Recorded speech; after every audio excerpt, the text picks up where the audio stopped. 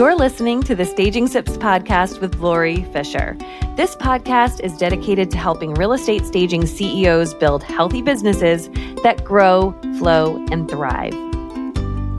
Today, we have a really special episode. I am joined in conversation by my friend, Matt Mittman, who experienced an unimaginable traumatic family event just as we were heading into a global pandemic, while he was also owning and operating a real estate business. And we talk about his journey through his grief, what happened with the business during that time, where he is today, and we share resources to help any one of you who may be experiencing something deeply challenging as well. And if any one of you are helped by today's episode in even the tiniest way, it will be so meaningful to Matt and to me. So with that, I will leave Matt to tell his story. So hey there, Matt Mittman. Thank you so much for joining me today. I'm glad to be here. I appreciate it. We go back a minute, don't we? Yeah. It's been a couple of years. Boy, we're getting older. I know. It's so crazy. We were like junior business owners, at least I was when I first met you. So for everybody who's listening today, Matt and everybody who's listening who knows me at all knows I espouse the virtues of BNI a lot. And Matt and I met in BNI, and we were like the first, 10 members in a chapter. It was very new. Yeah. And we built that chapter. And so Matt was the realtor in the chapter. I was the stager in the chapter. So obviously we connected and just have a great relationship. And I just wanted to bring you on because, first of all, you motivate and inspire the heck out of me. You're an amazing speaker, communicator, and all of that. But you have such a unique experience that you can share with us today about your journey, your family tragedy and loss, and how you managed your business and everything, in the aftermath of all of that. So I think maybe if you can just share with us a little bit about your background to real estate, and then, where your business was, it was 3 years ago or 4 years? 4 years ago. 4 years ago. Yeah. 4 years ago. Okay. Yeah. If you would do that for us. Yeah, absolutely. I'm one of those unique people who got into being a realtor right after school, a year after I'd done school. It's usually a second, third career. So I jumped into being a realtor. Happened to be getting to it with my best buddy since growing up, and spent about 10 years being a realtor before we decided that we wanted to start an office. And so in about 2010, 2011 or so, we jumped in and started a real estate office. Started with one agent, and we're about 37 today. So slow and steady, and kind of going through some up markets, some down markets, and this crazy market we're in. So that's kind of a little bit of the background of the real estate business. As far as we were talking, and you mentioned the point of BNI and the benefits of it. It's the connections and the relationships like this. Like people talk about the referrals and things like that, which is really important, but it's just we knew each other really well. A couple of years got in between, and then we reconnected. And you made me feel really good when I was sharing with you the story about obviously you knew my son Julian passed away, and we were talking about that in a life context, but also in a business context. Mm-hmm. And you're like, well, and you're like, well, wait, we need to share that and get that out there. And so what happened was January 28th, 2020, my 20-month-old son, Julian, went to bed and didn't wake up the next day. And that is life-changing. That's horrific. That's no words can describe it. But if I keep it in the business world, here I am 8-9 years into running a brokerage, and then you wake up one day and you don't care about anything. Yeah. And as a business owner, how do you respond to that? And the answer is, you don't. Like you just try to make it through every minute, every hour, and then ultimately the days. And what it really taught me going back is that you better love what you do. Because if I take you through the scenario, so in January and February, I spent those months on the couch, didn't get up, just just on a couch, just doing nothing. And like I mentioned in the beginning, I work with Eric, my friend and business partner. And, he took care of everything. And as a business owner, what happens is that you obviously he wasn't asking me for anything, but ultimately as the months went on, then he would start coming, he was coming over a lot, but then he would just start talking about business. And if I boiled it down to one thing, how do you make it through? It's first off, you got to get yourself together. You got to build yourself back up off after a horrific event. Yeah.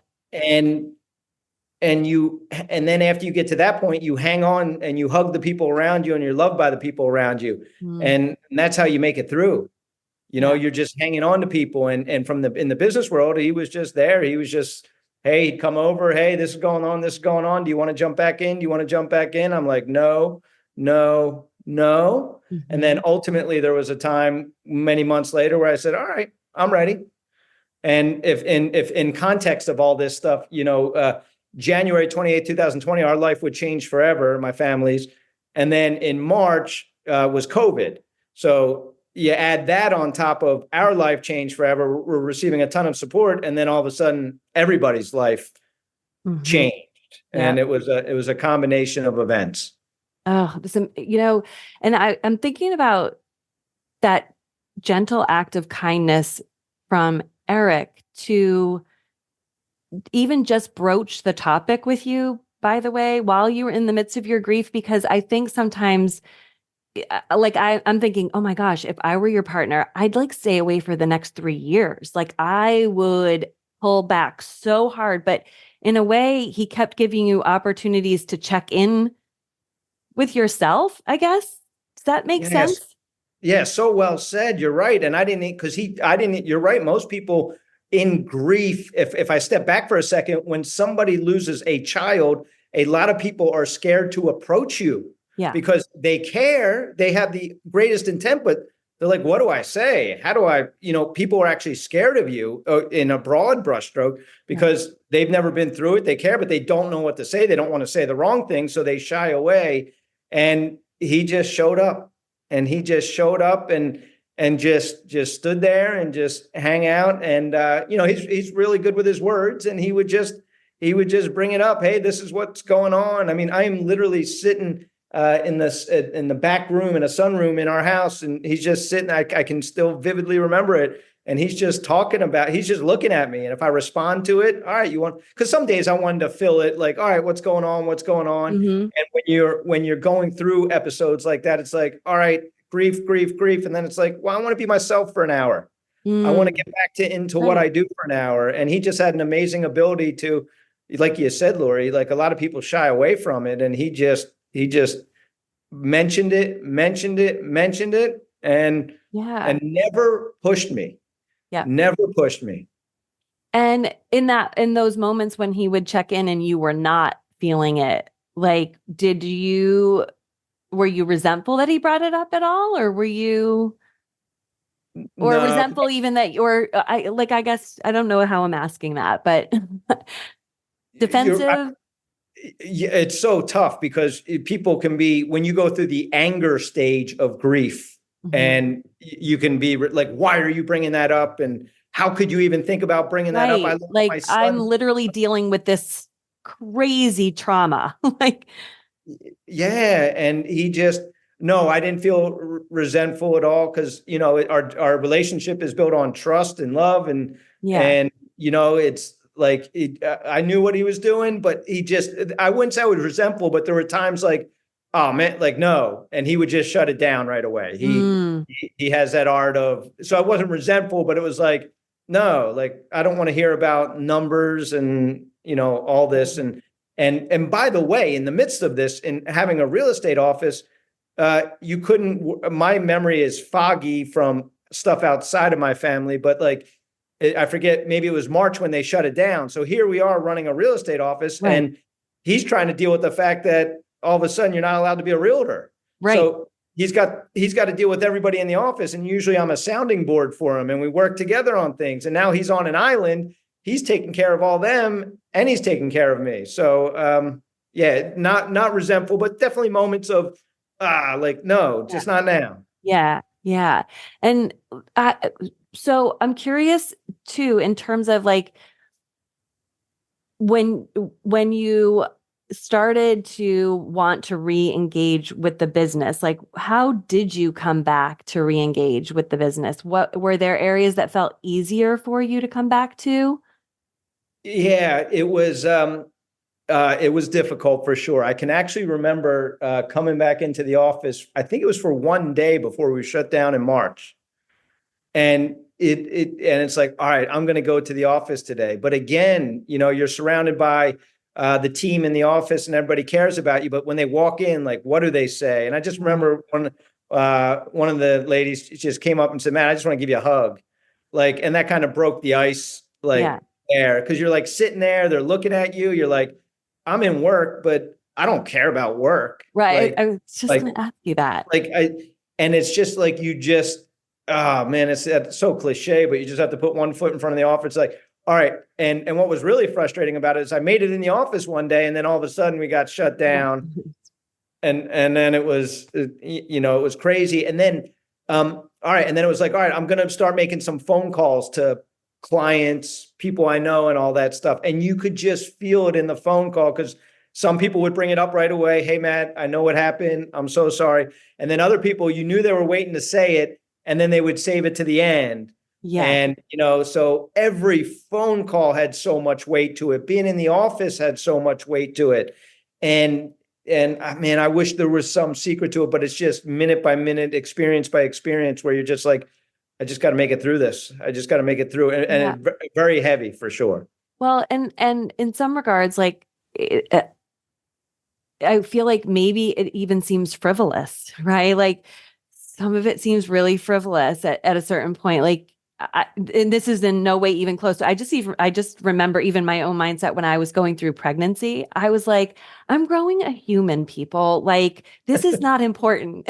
Like, it's so that pales in comparison to what you went through. So I can only imagine the level of really, like, this is, I don't know. Did you that? Oh, it's definitely that. It is. For a long, long time, it felt frivolous. Yes. You are also an athletic coach. You coach wrestling or have coached wrestling, right? And so I'm curious about, from a mindset perspective, like you said, the heaviness of going back out into the world and then going back out into your professional world. If that mental toughness ever became part of that, like continuing to make that next call when the first one seemed so heavy and so maybe so weird or awkward or whatever, like, because at me, I'd be like, I do one phone call, I'd get off and I'd be like, whoo, not doing that for another 3 years. I'm so thankful I grew up in the sport of wrestling because, and I've shared it with the wrestling community. And, I feel like if I relate it all to, I was knocked down. I was on the mat of life. Mm-hmm. And how do you respond? Yeah. And the mental makeup for me is what has got me to this point. And not only have I learned about, all right, well, you got to get one of my biggest learning lessons thus far in this journey is that, yes, you had to I wanted to be a better wrestler. So I have to go to the gym to get stronger physically. Mm-hmm. But the most important thing that has happened to me, or a critical piece of the journey, is going to therapy and group therapy, because it's not, I grew up in this world where I had to be physically strong, but now I have to be mentally and emotionally strong. Mm-hmm. And that is you talk about that mental makeup from sports. It's like, all right, I get it from an athletics, but now I got to work on my mental and emotional strength. Mm-hmm. And go and teach therapy session, going to the group therapy. It's like, all right, man, I'm going to the mental emotional gym. And that's how I related in my brain, and such a key component. And if I could just share one story with you about this process of grief and business, and speaking of at that athletic background, I remember, I don't remember the timing, but when I went into one-on-one therapy, maybe 4 or 5 months later, and I was okay with that. Like, I was like, all right, I need some help. I get that idea. But people mention group therapy, and I'm like, no, I don't want to be around people who have a negative mindset. No, I don't want to be around people who are bringing me down. I don't want to be a woe is me. About 2 years later, so about 2 years ago from now, my now 11-year-old, so he was 6 at the time that Julian passed. So a couple of years ago, he said to my wife, Joy, said, hey, he mentioned something. And Joy's like, I want to get you involved in a group thing. And she told me about it. And I said, tell me where and when, and I'm going to make sure my son gets there, whatever he needs for this process. And I didn't know that I drop him off downstairs and that the parents go upstairs. And I didn't know that because I was just like, I got to get Gabe to this spot on this day for this thing. And then it's like, well, the parents go upstairs. You're going to drop and run. I was going to drop and run.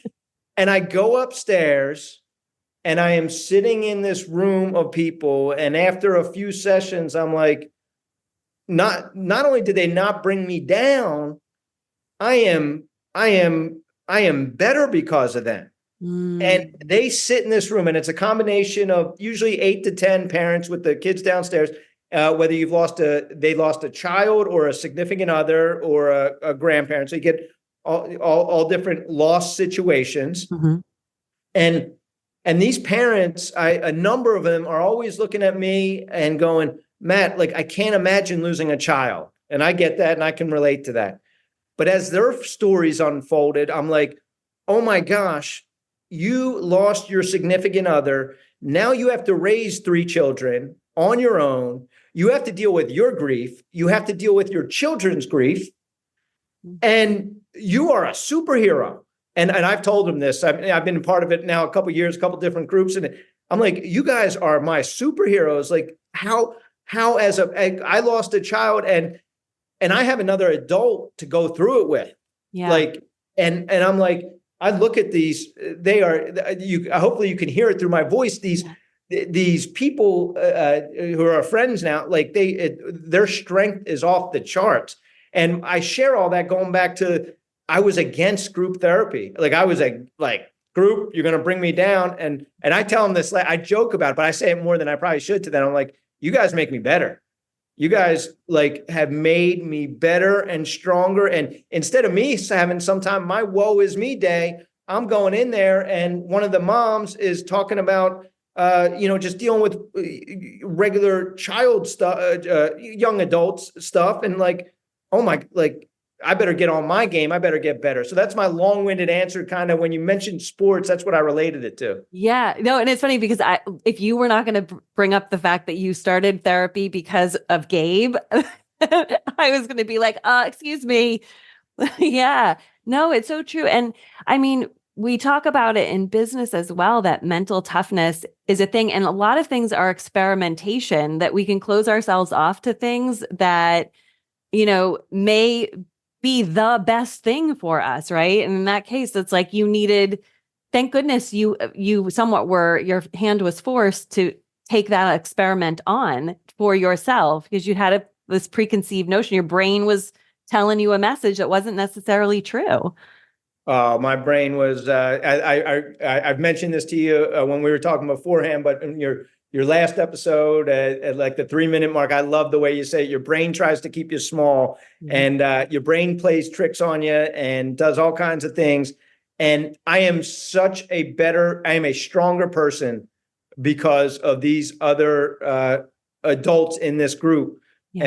And I'm looking forward. We just finished up our session for the end of this year. And then I'm looking forward to being back in the fall with them, because to me, again, it's like going, all right, I'm going to hang out with really nice people, and I'm going to the mental emotional gym. I'm going to get stronger by this. And it's a rewarding experience. And what's really interesting is, unfortunately, I've come across people who have lost their significant other or lost a child. And like, I love to tell them about love. I don't know if it's the right word, but I want them to be aware of this. Yeah. And I'm just sitting here thinking in my own head going, wow, no way. If I was that person receiving that information, I would have been the one like, no. Yeah. And it's, how do I say it in the right way? But in reality, I just want to put it in the back of their head. So if there ever is a time, they just know that resource is there And if they're ever feeling stuck and they can just, hey, I'm going to go try this. All I care about is that they try it out for somebody who lost a child. And whether it's 3 months later, 3 years later, I don't care about that. I just hope they try it. And then if it's not for them, that's okay. So is the group that you're a part of, is it a local to the Philadelphia area, or is it, are there multiple chapters of the same organization? How would people find it, or, Yeah. So the one that I go to is local to the greater Philadelphia area, the Skip Back Bereavement Center, Nello's Corner, in honor of a child who passed away about 20 years ago. And so that's how I found it locally. And since I've been I've found other organizations locally that have these. I've also Joy is very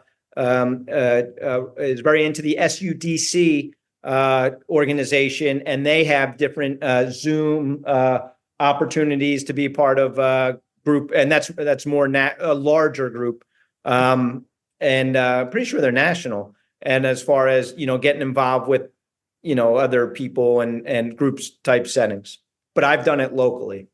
So we'll make sure to link these in the show notes, and also, if you're open to it and you don't have to answer me here, sharing your email address, in the show notes if people want to reach out. But again, you don't have to commit to anything right now. Oh no, I appreciate you. I appreciate you asking. My son Julian gave me a gift, and it's about making a difference in this world. It's about making sure you're doing what you love and doing what you enjoy. And if I can share a nugget, a piece of information, I am very open. Sometimes I actually get worried, Lori. Like, I bring it up. I talk about Julian a lot, and I'm proud to talk about Julian because I'm honoring him. I remember him. But I'll be in a regular conversation and I'll just I don't want to overshare if you don't want it, but I don't want anybody to feel alone in a corner and they have nobody to go to. Because I know those parents, those individuals I went to, and I just called crying the months after, and hey, what'd you do? And that's what I picked up. And if there's that person I come across and they're just like, hey, and it's just, I've shared with you, like, I was listening to your podcast a few weeks ago, and what you said at the right moment caught me at the right time. And we put out this information into the world and share it. And if I can be that person for somebody, I'm happy to do it. Yeah. Yeah, absolutely. And I think that was one of the things that struck me when we reconnected and had our Starbucks coffee chat. And you were so open about what you would have been experiencing. And that's why I really wanted you to come on here, because I know we all, running a business is challenging in any time, but then there are all kinds of things that can happen in your world that at any given moment can take your energy, your will, your focus, your emotional bandwidth away from it. And how can you get through it? And you're always so great at just speaking and conveying information in general. So, I'm so happy that you are a resource, but I did want to say that, Matt, you reached out to me to tell me that you were hesitating sharing something. And because of that episode, you shared it.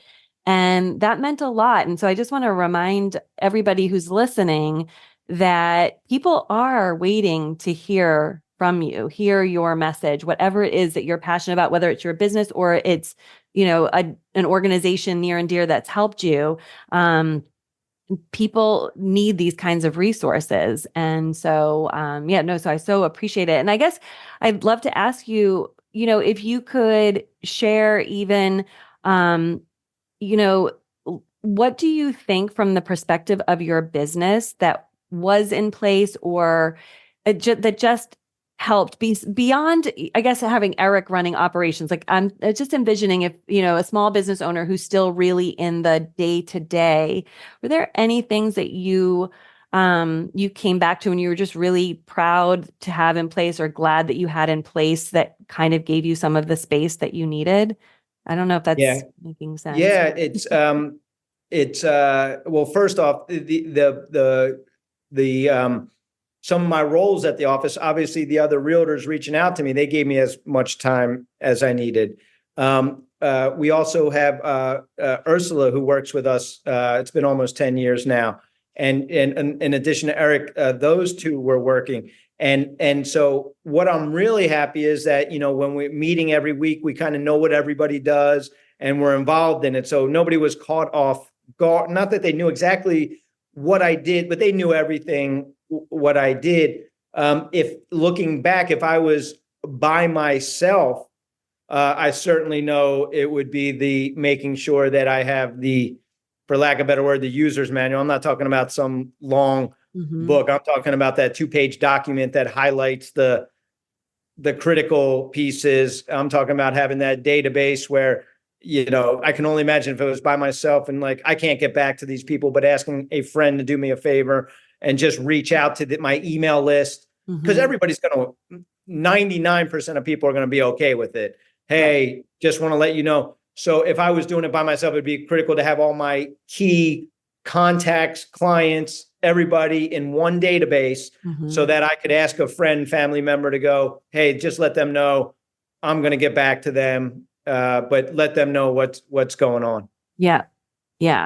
Because that's, I think, one of the things that I had thought about at one point. My stepfather was very sick and passed away at the end of 2019. And I really wanted to spend his last times with him. And I was so grateful for exactly what you just said. I mean, having at least one good team member who knows how to, knows where everything is was so helpful for me to be able to, and a team member who knows, obviously at the time of that and whatever, I have more than one person. I had multiple stagers. I thought, oh my gosh, how would I have done that if it were just me? And with nothing kind of in place documented for how to, do what you're saying. Is there anything else that you want to share with people who are listening? I actually know we have some people in the community who have experienced tragedy and personal just difficulties. Anything that you can share with them in terms of getting through the trauma and getting to the other side, and maybe some key thoughts that might have helped you going once you started back? Yeah, well, from a business perspective, and I kind of may have mentioned it earlier, but it's just, you find out real quickly if you're doing what you love and what you enjoy. And meaning, if you were doing it, I'm going to start this business just because I want the money to do this, and it's not your passion or what, you're going to find out real quickly it's not worth it.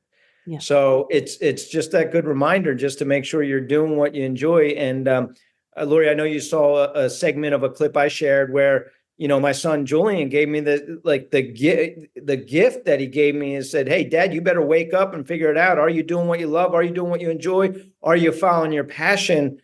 Because it changes in a second. So he said, hey, I said, all right, that's what I got to do.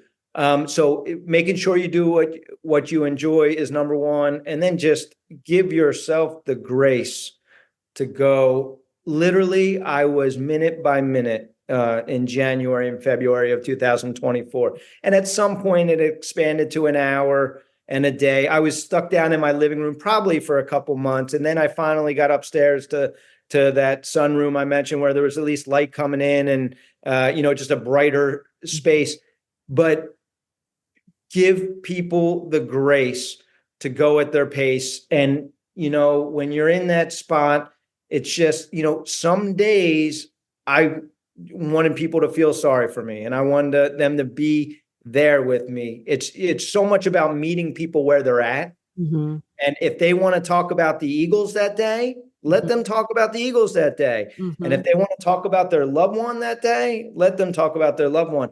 And that's the way the supporter can help out. But your question was, how do you make it through? Just give yourself the grace to go at your pace.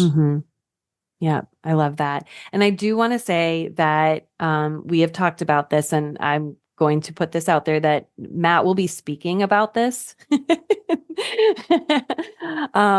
the future. You are a phenomenal speaker, and we would love to see Matt on more stages. So Matt, you are right. Am I speaking out of turn?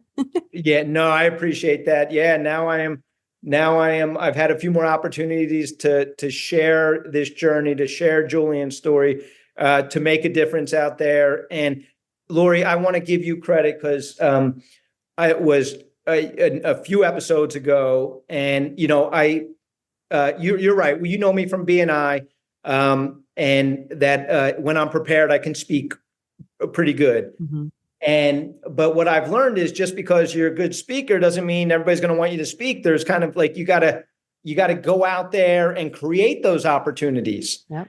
And you shared a Les Brown quote, and it is just tied in with me right now. And I don't want to. It's a longer quote, but it's about in paraphrasing, the cemetery being the richest place in the world because everybody takes their ideas and their dreams with them.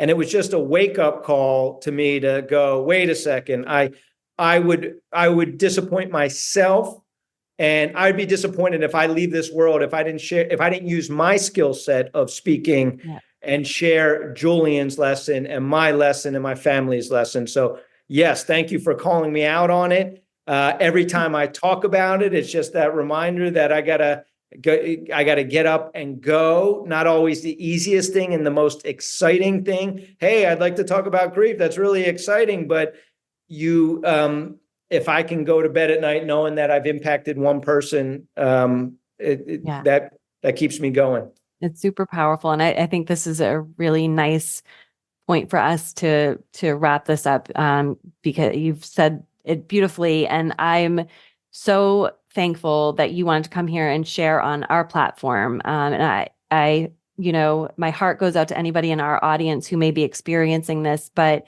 if you are, Matt is an amazing resource. And again, we'll link to the resources today that Matt has shared. And I just want to thank you. I want to thank you so much for being so willing to share what Julian has taught you.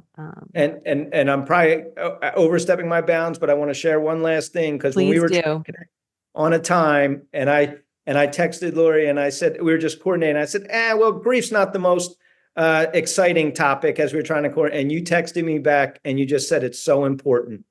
And I thank you so much for that. Yeah, no, thank you. You are the best. And I'm so happy that we have done this. And then we need another episode where Matt can talk mindset. Like this man is like amazing, just mindset in general. So, and business planning and all of that. But this has been so valuable and I so appreciate your time. So that, everybody, is your sip for the week. I will see you next week. Have a wicked good one. Bye for now. Thank you so much for listening to the Staging Sips podcast. If you love what you've learned here today, please take a minute to rate and review it so more staging business owners can find us. And if you want to learn more about how to market and grow your staging business more strategically, I'd love to see you join us inside of the Rethink You Accelerate Mentorship Program. It is open enrollment, and you can get more details at rethinkhomeinteriors.com/rethinkyou. Would love to see you inside.